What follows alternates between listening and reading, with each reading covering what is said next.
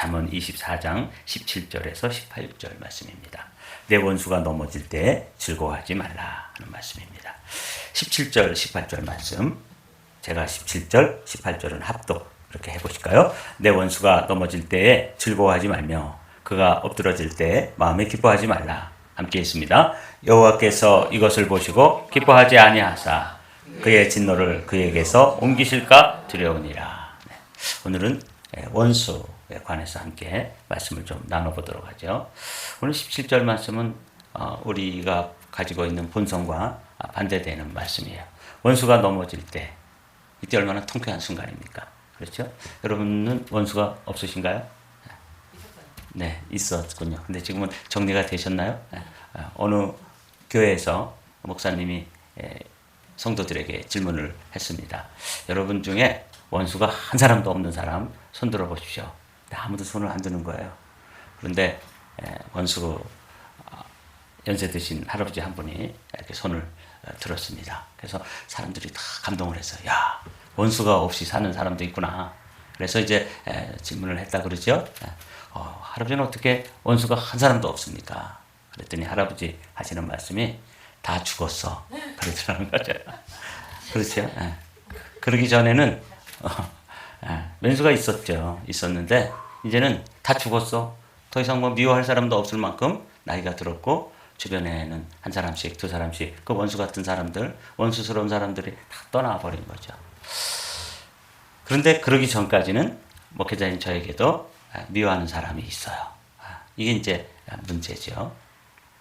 근데 그렇게 미워하고 정말 원수 같은 관계인데 그 사람이 넘어졌다. 뭐 어떤 문제가 되었든 비즈니스를 하는 사람인 경우에 부도가 났다든지 그런 경우 있죠. 그럼 얼마나 내 그럴 줄 알았어. 하여간 좀 잘 될 때 보니까 그렇게 목을 쳐들고 교만을 떨더니 네 그럴 줄 알았어. 그러면서 속으로 행복해하는 거죠. 다른 사람의 불행은 나의 행복이 되는 그런 심리가 우리 안에 있단 말이죠. 그래서 내 원수가 넘어질 때 즐거워하지 말라. 그런데 사실은 이 솔로몬과 같은 지혜자의 마음에도 누가 원수 같은 사람이 있었던 모양이죠. 그리고 그 사람이 넘어질 때 속에서 아주 통쾌한 아주 그냥 쾌재를 부르고 사람들 보지 않는 데서 막 그냥 야 그러면서 드디어 그게 넘어졌구나. 이렇게 즐거워하고 기뻐하고 행복해하는 것이 솔로몬의 마음이고 또 지혜자였던 그 사람뿐만 아니라 그냥 평범한 우리의 마음속에도 이런 거는 아주 본성적으로 즐거워하고 기뻐할 수밖에 없죠. 그런데 성경에서는 그 기뻐하지 마라. 이렇게. 왜냐하면 우리가 사실은 원수였어요. 누구에게? 하나님께 대하여 원수였었던 것이죠. 그래서 우리가 하나님 앞에 로마서에 보면 연약할 때 그리고 또 죄인 되었을 때 더 나아가서 적극적으로 하나님 앞에 원수가 되었을 때 예수 그리스도를 보내주셔서 하나님과 우리 사이에 화목제물이 되게 하셨다. 이게 이제 성경의 가르침이잖아요. 그래서 우리가 죄인인데 우리 그리스도인들은 똑같은 죄인이라도 다른 죄인입니다. 우리는 어떤 죄인인가 하면 용서받은 죄인입니다. 그렇게 이제 우리가 하나님과 원수 되었었는데 누군가 나의 원수, 우리의 원수 중에 한 사람이 엎드러지고 비즈니스에 실패하고 자녀들이 어려움을 당하고 건강에 문제가 생기고 그랬을 때 속으로 행복해하고 즐거워하고 기뻐하는 그런 게 인간의 본성인데 그러지 말라고 말씀하시는 거죠. 그러면서 18절 말씀이 여호와께서 이것을 보시고 기뻐하지 아니하신다. 하나님께서 기뻐하지 아니하신다는 거예요. 뿐만 아니라 이제 진노를 그에게서 그 기뻐하는 사람에게로 옮기실까. 그래서 이제 원수가 넘어졌을 때 이게 이제 첫 번째 우리가 생각해 봐야 될 주제입니다. 원수가 넘어졌다고 좋아하지 말고 그가 망했다고 기뻐하지 말아라. 다른 번역으로 옮겨봤어요. 더 실제적으로 우리의 마음속에 좀 다가옵니다. 원수가 넘어졌다고 그리고 이제 새 번역으로 보면 원수가 넘어질 때에 즐거워하지 말고 그가 걸려서 쓰러질 때 마음에 기뻐하지 말라.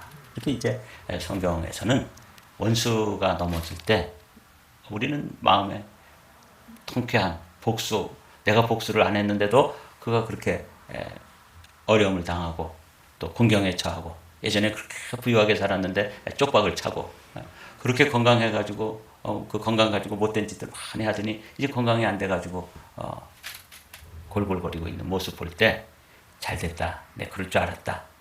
통쾌한 마음을 가지는 게 우리의 마음 본성인데 그렇게 하지 말라. 이렇게 말씀하시는 것. 이 마음에 좀 새겨 두십시오. 왜냐하면 원수에게서 그 노여움을 돌이키신다.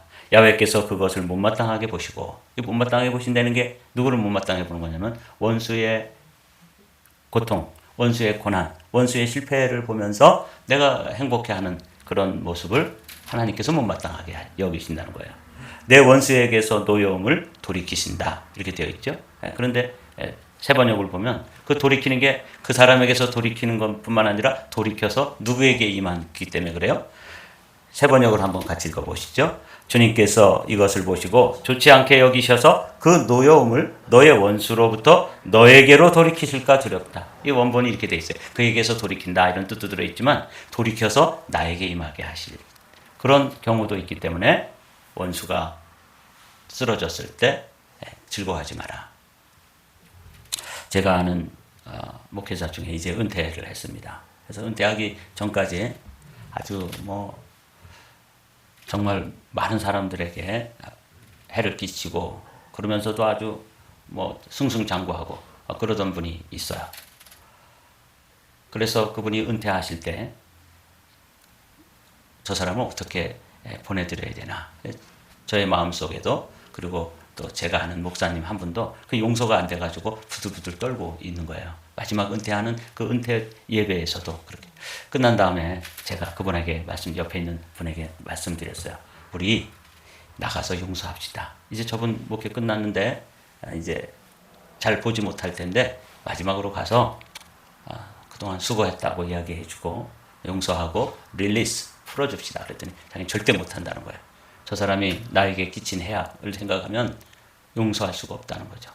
그래서 계속 해서 이제 억지로 끌고 나가서 웃음으로 얼굴에 이렇게 웃음이 나오지 않는데도 그냥 어렵게 용서를 했어요.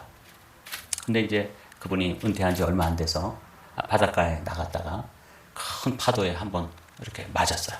그러면서 그 바닷가에 있는 큰 바위에 부딪혔는데 이 목 아래로 완전 마비가 돼서 지금도 누워 계셔요. 본인은 이제 뭐까짓 거 금방 일어나겠지. 그랬죠. 벌써 한 3년 이렇게 병원에 누워 있고 점점 누워 있는 기간이 오래되면은 우리가 생각할 때 우리가 잠자면서도 조금씩 뒤척이는 게 이게 사실은 기적입니다. 이 본인 스스로 뒤척이지 못하고 이렇게 뒤집질 못하면 저 밑에서부터 혈액순환이 안 돼가지고 욕창이 나잖아요. 그래서 지금 그렇게 이제 병상에 누워서 죽음을 기다리고 있는 분이 한 분이 있어요. 근데 그분이 쓰러졌다고 이야기를 들었을 때 저희 마음속에 아주 행복한 마음이 드는 거예요. 이게 제가 경험한 원수가 쓰러졌을 때 제 마음속에 들었던 생각인데 어제 17절 말씀을 탁 펼치니까 제 마음을 그대로 아마 솔로몬도 그랬던 게죠. 누군가 원수 같은 사람이 전쟁에 나가서 죽었다든지 또 크게 인생에 낭패를 당했다든지 그런 이야기를 들었을 때 겉으로 표현은 못해도 속으로 얼마나 마음이 행복해 했을지를 솔로몬도 경험했고 저도 들킨 거죠. 이게 이제 우리의 마음인데 이 원수에 대해서 우리가 오늘은 간단하게 한번 정리를 좀 해보도록 하겠습니다. 첫 번째 원수에 대해서 우리가 해야 될 일이 뭐냐면 하나님을 기다리는 거예요.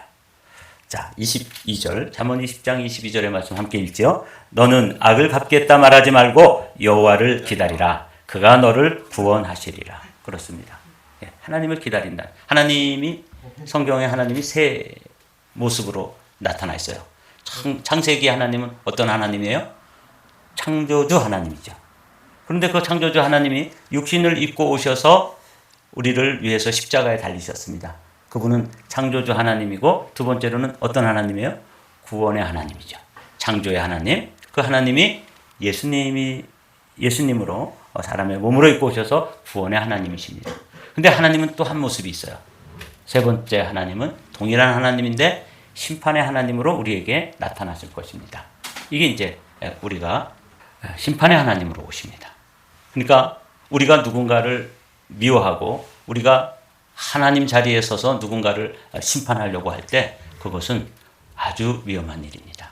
그래서 우리는 이 잠언 20장 22절의 말씀, 그 외에도 한결같이 성경에서 말씀하시는 건 심판은 누구에게 맡겨라? 하나님께 맡겨라. 이것입니다. 그래서 원수에 대해서 여러분들도 원수가 있을 거야.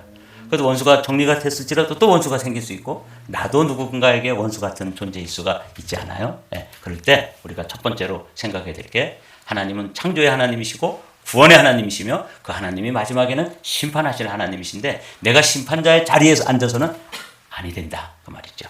너는 악을 갚겠다 말하지 말고 여호와를 기다리라. 그가 너를 구원하시고 그가 판결하시고 그가 심판하신다. 이게 중요한 원수에 관해서 여러분들이 꼭 정리를 해 두셔야 될 부분이 이 부분입니다. 신명기 32장에 또 말씀하시죠. 함께 있습니다. 원수 갚는 것은 내가 하는 일이니 내가 갚는다. 원수들이 넘어질 때가 곧 온다. 재난의 날이 가깝고 멸망의 때가 그들에게 곧 덮친다. 그러므로 내가 나서서 원수를 갚으려고 그러고 우리 사람들은 곧잘 그리스도인들조차도 자기가 해보잖아요. 그러면 아니 됩니다. 하나님께 맡기는 거죠. 원수 갚는 것은 내가 하는 일이다. 하나님이 창조, 구원, 심판 크게 이렇게 세 하나님의 모습으로 인류 역사를 이렇게 창조하시고 그 다음에 구원하시고 심판하실 텐데 그 심판의 하나님을 우리가 믿는다면 원수 갚는 일을 내가 해서는 안 된다는 거죠. 이게 성경의 가르침이에요. 원수 갚는 것은 내가 하는 일이니 내가 갚는다. 이 심판의 하나님이 그렇게 말씀하시죠. 그래서 레위기에 보면 이렇게 말씀하세요. 제가 빨리 읽어볼게요. 너는 내 백성 중에 돌아다니며 사람을 비방하지 말며 내 이웃의 피를 흘려 이익을 도모하지 말라. 나는 여호와이니라. 너는 내 형제를 마음으로 미워하지 말며 내 이웃을 반드시 견책하라. 그러면 내가 그에 대하여 죄를 담당하지 아니하리라. 다 같이 18절에 있습니다. 원수를 갚지 말며 동포를 원망하지 말며 내 이웃 사랑하기를 내 자신과 같이 사랑하라. 나는 여호와이니라. 이거 보십시오. 원수 갚는 것은 성경에 아주 일관된 가르침이 그건 하나님 몫이라는 거예요. 그건 하나님께서 하십니다. 근데 하나님께서 하나님이 저 사람 용서하면 어떡해? 저거 봐주면 어떡하지? 그런 마음도 여러분 있으시죠? 근데 염려하지 마십시오. 하나님은 잘 몰라가지고 어물쩍 넘어가는 그런 경우는 없습니다. 저의 죄도 하나님께서 어물쩍 넘어가지 않는 것과 동일하게 내가 원수스럽게 생각하는 사람의 문제도 주님께서는 절대로 은근슬쩍 넘어가는 거 없습니다. 그분은 전지전능하신 하나님 아니십니까? 전지전능한 하나님이 세상을 창조하시고 우리의 구원을 위해서 이 땅에 오셔 십자가에 달리시고 그리고 부활하셔서 이제 저리로서 산자와 죽은 자를 심판하러 오시리라. 그 심판 하나님은 전지전능하신 분이기 때문에 어떻게 착오가 있거나 어떻게 문제가 생겨서 억울하게 하는 그런 거 없습니다. 나는 여호와니라 이렇게 말씀하시죠. 로마서의 사도 바울도 이런 가르침을 가르쳐 주세요. 내 사랑하는 자들아 너희가 친히 원수를 갚지 말고 하나님의 진노하심에 맡기라. 이렇게 되어 있죠. 그러니까 원수는 누가 갚으신다? 하나님이 갚으신다. 이것만 정리되어 있어도 내 안에 미워하는 마음, 누군가를 죽이고 또 어떻게 하고 싶은 그런 분노 이런 것들이 정리가 될 수 있어요. 원수는 내가 하는 게 아니라 하나님이 처리하신다. 하나님에 맡긴다. 내게 맡겨라. 내가 한다. 이러시잖아요. 그러니까 우리가 믿음으로 사도 바울도 아마 원수 같은 사람들이 있었어요. 그렇게 복음 전하는데 태클을 걸고 또 유대인들 중에서 자신들의 생각과 이 복음을 깨달은 바울의 생각이 다르니까 바울을 그렇게도 미워하고 하여튼 죽이고 싶어 했죠. 그러니까 바울 마음에서도 아니 저 사람들은 왜 나를 저렇게 미워하는 거야? 그리고 막 붙잡아다 때리기도 하고 이렇게 나오니까 바울의 마음속에도 그 원수 같은 사람들이 미웠겠죠. 그러나 주님께서 그에게 주신 깨달음은 이것입니다. 내 사랑하는 자들아 너희가 친히 원수를 갚지 말고 하나님의 진노하심에 맡기라. 기록되었을 때 원수 갚는 것이 내게 있으니 내가 갚으리라 주께서 말씀하시니라. 내 원수가 줄이거든 먹이고 목마르거든 마시게 하라. 그리함으로 내가 숯불을 그 머리에 쌓아 놓으리라. 악에게 지지 말고 선으로 악을 이기라. 21절 말씀 한번 다시 읽죠. 악에게 지지 말고 선으로 악을 이기라. 이렇게 이제 주님께서 우리에게 말씀해 주시니까 우리는 하나님을 믿고 원수 갚는 것은 주님의 몫입니다. 우리가 갚는 것보다 더 철저하고 아주 명징스럽게 주님께서 하실 일이기 때문에 주님께 맡기고 우리는 악을 행하지 말자 그 말이죠. 성경에서는 더 적극적으로 원수 갚는 것을 주님께 맡기고 보류해 두는 것뿐만 아니라 적극적으로 원수들을 사랑하라고 말씀하시기 때문에 우리가 또 당황스럽습니다. 그러나 너희 듣는 자에게 내가 이르노니 너희 원수를 사랑하며 너희를 미워하는 자를 선대하며 너희를 저주하는 자를 위하여 축복하며 너희를 모욕하는 자를 위하여 기도하라. 아멘이 잘 안 되죠? 어떻게 이럴 수가 있어요? 근데 주님께서 나를 그렇게 대하셨습니다. 우리를 그렇게 용서하셨습니다. 우리가 주님과 원수 되었을 때 주님께서 친히 화목제물이 되셔서 하나님 아버지께 내가 대신 이 사람 대신 죽습니다. 그러니까 이 사람 용서해 주세요. 그렇게 우리가 용서받은 죄인이라고 말씀드렸죠. 그래서 주님도 직접 원수를 사랑하고 미워하는 자를 선대하고 오히려 저주하는 자를 축복해 주라. 저도 이거 흉내내 봤어요. 아직도 그 병상에 있는 그분뿐만 아니라 그분과 한 패거리가 되어가지고 제 목회에 크게 어려움을 주었던 그런 사람들이 지금도 승승장구하고 있는 사람들을 있거든요. 근데 미워하는 마음이 들어서 기도해 줬어요. 축복해 주고. 근데 말로는 축복이 되는데 마음에서 안 될 때가 있어요. 그래도 실천해 보는 거죠. 주님께서 그렇게 하라고 하시니까. 네. 만일 내 원수의 길 잃은 소나 나귀를 보거든 반드시 그 사람에게로 돌릴지며 내가 만일 너를 미워하는 자의 나귀가 짐을 싣고 엎드러짐을 보거든 그것을 버려두지 말고 그것을 도와 그 짐을 부릴지니라. 성경에서는 아주 구체적으로 이 중동 지역에서는 낙타나 나귀에게 짐을 싣고 가다가 그게 너무 지쳐가지고 쓰러지면 그거 뭐 어떡하겠어요 혼자서. 그럴 때 보니까 그게 왼수야. 그래도 가서 같이 일으켜주고 짐 내렸다 다시 실어주고 이런 일도 해라. 원수를 사랑하는 구체적인 예를 이렇게 들고 있습니다. 또 나오죠. 잠언 25장에 있는 말씀도 우리에게 주시는 원수에 관한 지침이에요. 원수를 사랑하라 하는 말씀 구체적으로 어떻게 해야 되는지 읽어볼게요. 내 원수가 배고파하거든 먹을 것을 주고 목말라 하거든 마실 물을 주어라. 이렇게 하는 것은 그의 낯을 뜨겁게 하는 것이며 주님께서 너에게 상으로 갚아주실 것이다. 이 낯을 뜨겁게 한다는 말이 이전 성경에 우리 개혁 성경이나 개혁 개정판에 보면 머리에 숯불을 쌓아놓는 것과 같다. 이게 뭐 저주가 아니라 내가 옛날에 저 사람한테 저렇게 잘못했는데 그 사람이 나에게 선으로 갚아주고 선으로 대해주고 그러니까 얼굴이 뜨뜻하다는 거죠. 내가 옛날에 저 사람한테 정말 못되게 했는데 나를 이렇게 선대해 주는구나. 이게 이제 얼굴을 뜨뜻하게 해주는 거예요.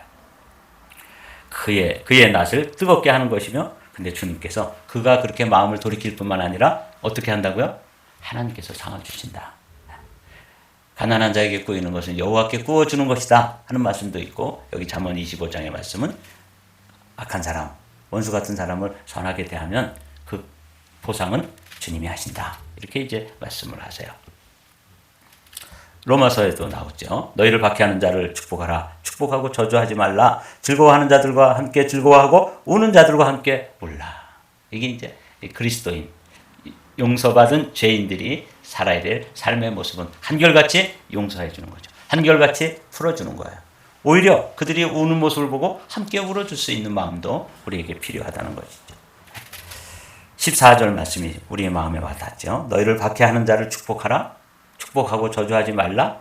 제가 끝을 올렸잖아요. 우리의 본성, 우리의 마음과는 배치되는 말씀인데 주님께서 이렇게 말씀하시니 우리는 이 말씀에 순종해야 되는 것이죠. 이제 말씀을 마치겠습니다.